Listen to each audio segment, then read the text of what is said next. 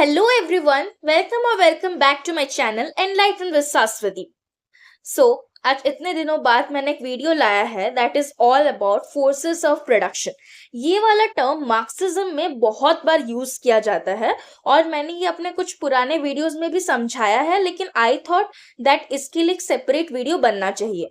So let's begin without any further adieu.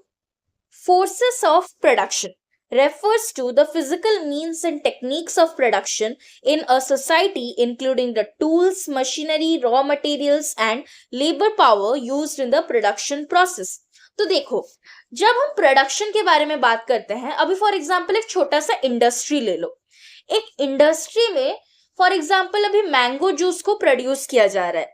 Mango juice को जब produce किया जाता है तो उसके लिए कुछ रॉ मटेरियल्स भी चाहिए, जैसे हमें मैंगो चाहिए, हमें शुगर चाहिए, ये सब हमें चाहिए। और उसके साथ साथ कुछ मशीन्स भी चाहिए जिससे हम अच्छे से उस मैंगो जूस को प्रोसेस कर पाए। उन सभी चीजों को ही हम बोलते हैं फोर्सेस ऑफ प्रोडक्शन। मतलब हमें प्रोड्यूस करना है मैंगो जूस। मैंगो जूस को प्रोड्यूस करने के लिए जो भी रॉ मटेरियल यूज होता है या जो भी टूल्स मशीन्स यूज होता है, उन सबको हम बोलेंगे फोर्सेस ऑफ प्रोडक्शन। और जो लेबर पावर भी होता है वो भी इसमें इंक्लूडेड होता है। It also includes the knowledge, skills and methods used to apply labor power to the means of production. जैसे कि मैंने बोला कि लेबर पावर भी इसमें इंक्लूडेड होता है। मतलब लेबर्स जो होते हैं वो कितना अपना जो श्रम होता है वो कितना डेडिकेट करते हैं उस पर्टिकुलर मैंगो जूस को बनाने के लिए, वो सब भी इसमें काउंट होता है। मतलब लोगों का क्या टेक्निक्स है, क्या स्किल्स है और क्या नॉलेज है जिससे कि वो मैंगो जूस को बहुत अच्छे से प्रोड्यूस कर सकते हैं। जो मेथड्स वो यूज करते हैं ताकि उनका एफिशिएंटली सब प्रोडक्शन अच्छे से हो सके, इन्हीं सभी चीजों को फोर्सेस ऑफ प्रोडक्शन बोलते हैं। तो basically what are forces of production? Forces of production are the raw materials, tools, machines, skills, all these things which are very essential for the production of a particular thing.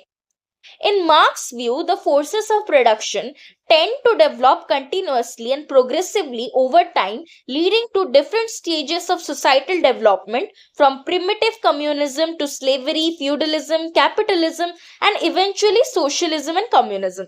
मैंने पुराने videos में भी ये terms बहुत बार use किया था, forces of production, relation of production, और इन सब चीजों पे मार्क्स बहुत ज्यादा फोकस करते थे। क्यों? क्योंकि मैंने ऑलरेडी बता दिया है, मार्क्स के हिसाब से दो चीज था, बेस और सुपरस्ट्रक्चर। बेस सुपरस्ट्रक्चर को रेगुलेट करता है, जिसमें कि बेस में इकोनॉमी था, और इकोनॉमी इन्हीं सभी चीजों से बनता है, forces of production, relation of production, जो कि हम नेक्स्ट वीडियो में पढ़ने वाले हैं अबाउट रिलेशन ऑफ प्रोडक्शन। तो मार्क्स के हिसाब से क्या था, ये जो फोर्सेस ऑफ प्रोडक्शन होता है ना, ये सब मतलब अकॉर्डिंग टू द टाइम बार बार डेवलप होता रहता है। मतलब इसमें प्रोग्रेस आता रहता है, जिससे कि बहुत सारे सोसाइटल चेंजेस आते हैं, बहुत सारा सोसाइटल डेवलपमेंट होता है और डिफरेंट स्टेजेस आते हैं। जैसे कि सबसे पहले था प्रिमिटिव कम्युनिज्म। मतलब पहले का जो प्रिमिटिव टाइम था, जहां मतलब ऐसे आदि मानव लोग रहते थे जिनको अच्छे से उस टाइम पे सिविलाइजेशन नहीं था, उस टाइम पे तो बहुत पीस था, लाइक क्लासलेस सोसाइटी था। बाद में क्लासेस ये सब आया ना, तो पहले तो क्लासलेस सोसाइटी था, इसीलिए हम उसे प्रिमिटिव कम्युनिज्म बोलते हैं। फिर स्लेवरी आया जिसमें मास्टर और स्लेव्स रहते हैं। फिर फ्यूडलिज्म आया जहां की फ्यूडल प्रिविलेजेस होता था वो सब।